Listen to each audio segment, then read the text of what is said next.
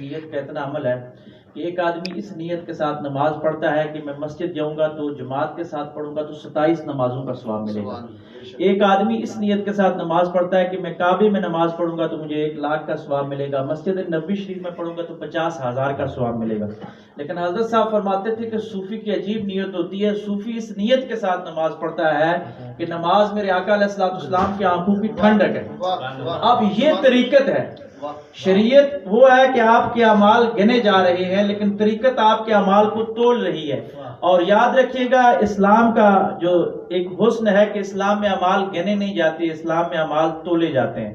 بعض اوقات کسی کا چھوٹا عمل بھی اخلاص اور للہیت میں اس درجے پہ ہوتا ہے کہ وہ زیادہ اعمال والوں پہ فضیلت لے جاتا ہے. یہ جو اعمال کے تول کا صاحب بتاتے ہیں یہ طریقت والے اور صوفیاء ہی بتاتے ہیں.